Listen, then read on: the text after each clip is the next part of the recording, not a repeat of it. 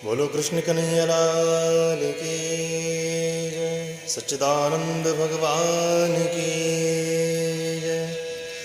सच्चिदानंद रूपाय विश्वोत्पत्त्यादि Hathaway तापत्रय विनाशाय श्रीकृष्णाय वयं नमः। भाद्रपद मास कृष्ण पक्ष की अजा एकादशी का महत्व।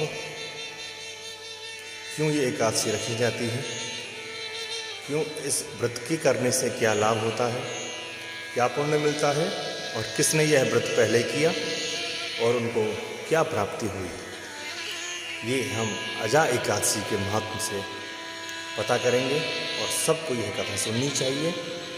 आइए, युधिष्ठिर ने एक बार भगवान श्री कृष्ण से पूछा, हे जनार्दन, अब मैं यह सुनना चाहता हूँ कि भाद्रपद मास के कृष्ण पक्ष में कौन सी एकादशी होती है। कृपा करके मेरे ऊपर अनुग्रह करें और आप मुझे इस एकादशी का महात्म्य बताएं।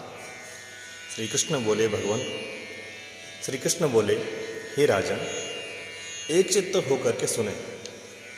भाद्रपद मास के कृष्ण पक्ष की एकादशी का नाम अजा है।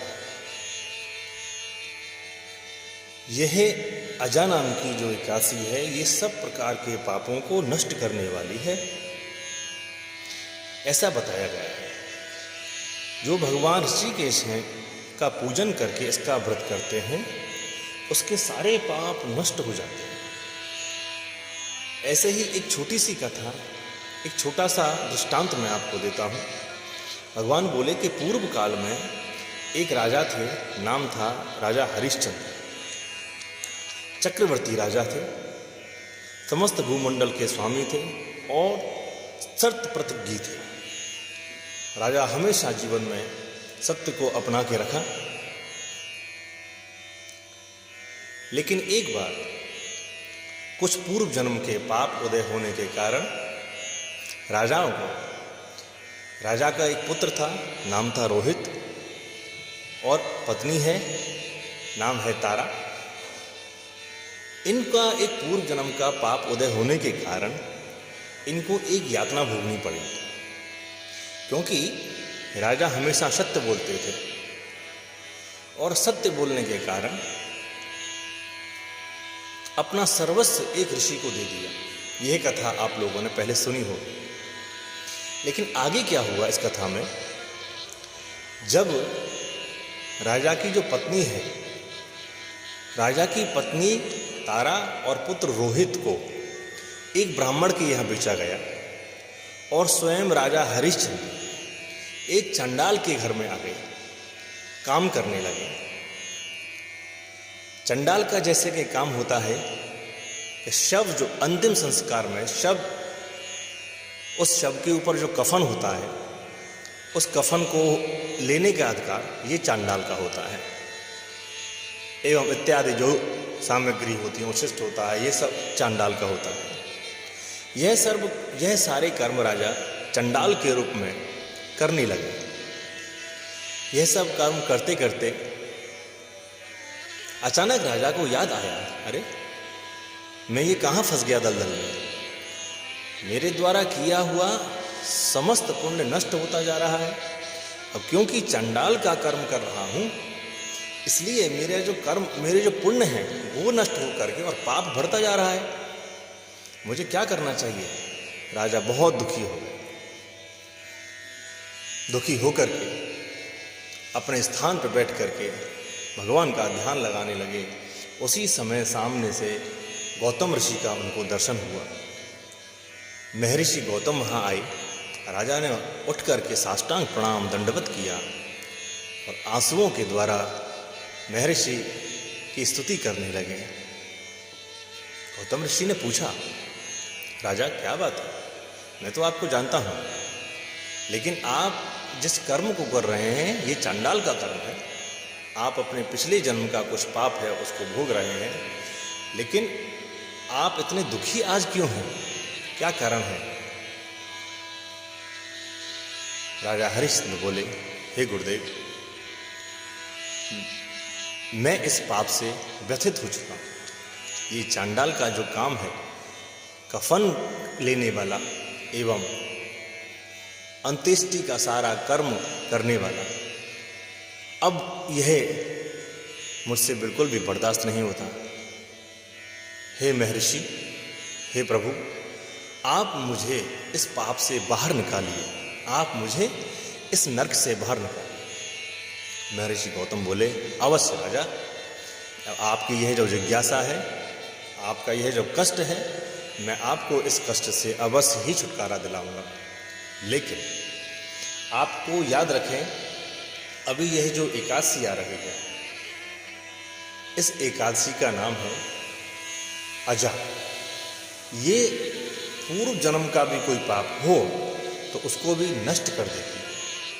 अतः आप विधि पूर्वक शास्त्रों के द्वारा बताए हुए निर्देश के अनुसार आप इस एकादशी व्रत करें। आप इस एकादशी व्रत को करें और फला आहार लें, कीर्तन सत्संग करें, रात्रि में अगर हो सके तो जागरण करें। यह सब भली भांति करने से, विधि के अनुसार करने से अवश्य ही आपको यह कर्म जो आप चांडाल का कर्म कर रहे हैं, इससे आपको अवश्य ही छुटकारा मिलेगा, अवश्य ही छुटकारा आपको मिलेगा। राजा सुन करके यह बात प्रसन्न हो, महर्षि को प्रणाम करके राजा ने सोचा, महर्षि का आदेश है और संत जो कहते हैं वो भगवंत की वाणी ही होती है। इसलिए आज राजा ने जैसे ही सुबह एकादशी प्रारंभ हुई, राजा ने भली पूर्वक इसका व्रत किया। फल दूध इत्यादि से जैसी सामर्थ्यता उस समय राजा में थी, उसी के हिसाब से राजा ने व्रत को किया और रात्रि में भगवान जनार्दन का कीर्तन किया, सच्चिदानंद का नाम लिया एवं जाप करके दिन यापन किया। रात्रि पूर्ण हुई। अगले दिन सुबह राजा जैसे ही स्नान करके बाहर आए, सामने देखते हैं ब्रह्मा विष्णु महेश साक्षात राजा को दर्शन देने के लिए सामने खड़े हुए हैं। राजा गदगद हो गया, आंखों से आंसू की धार बह चली। प्रणाम करते नहीं बना। राजा बोला, हे प्रभु, मुझे समझ नहीं आ रहा है मैं आपका कैसे स्वागत करूं। मेरे पास अभी कुछ भी नहीं है, मैं यहाँ चांडाल की नौकरी कर रहा हूँ, मेरा चित्त भी स्थिर नहीं है। प्रभु आप मुझे बताएं, मैं आपकी क्या सेवा करूं, मैं आपको कैसे प्रसन्न करूं। नारायण भगवान हंसते हुए बोले, राजा अब आपका सब बंधन समाप्त हो चुका है, आपने अजा एकादशी का व्रत भली प्रकार से किया है, इसीलिए अभी आपका पूर्व जन्म का किया हुआ जो भी पाप था वो सब नष्ट हो चुका है। अर्थात आपके लिए मोक्ष का द्वार खुला हुआ है। हे राजन, इससे पूर्व जो भी आपका पूर्ण कार्य है उसके लिए अभी आपको अपने राज्य में जाकर के अपने राजा, जैसे आप पहले राजा थे ऐसे ही आप राजा रहेंगे। यह सब कह करके तीनों देवता अंतर्ध्यान हो गए। उनके जाते ही सामने से देखा राजा ने, उनकी पत्नी तारा जैसे रानी के रूप में सामने से आ रही है, पुत्र रोहित वो भी सामने से आकर के तीनों ने आपस में एक दूसरे को गले लगाया और तीनों एक साथ होकर के अपने राज्य में लौट गए। ऐसी ये एकादशी, ऐसी ये अजा एकादशी का व्रत, ये अजा एकादशी का फल, जो इस एकादशी को भली प्रकार शास्त्र विधि के अनुसार भगवान नारायण की पूजा करते हैं, दुग्धाभिषेक तथा फल एवं मिष्ठान एवं द्रव्य दक्षिणा के साथ में भगवान की जो पूजा करते हैं, फूल फल के साथ में भगवान की जो सेवा करते हैं, उनको अवश्य ही मोक्ष का द्वार उनका खुलता है और समस्त कर्म बंधन जो भी होते हैं, जो पूर्व जन्म का भी पाप हो, इस एकादशी महात्म्य में यही लिखा है कि जो पूर्व जन्म का भी पाप हो वह अजा एकादशी का व्रत करने से अवश्य ही नष्ट हो जाता है। ऐसा ही है, फल देने वाली अजा एकादशी है। एक बार प्रेम से बोले, बोलो सच्चिदानंद भगवान की जय। भगवान बोले, हे युधिष्ठिर, जो इस एकादशी को करता है वह मनुष्य सब पापों से मुक्त तो हो ही जाता है, अंत में स्वर्ग लोक में जाता है। इसके पढ़ने और सुनने से भी अश्वमेध यज्ञ का फल मिलता है। इसीलिए इस एकादशी की कथा को सुनना भी अत्यंत आवश्यक है और पढ़ना भी आवश्यक है। एक बार प्रेम से बोलें, बोलो नारायण भगवान की जय, अजा एकादशी की जय। जय जय श्री राधे श्याम। जय श्री कृष्ण।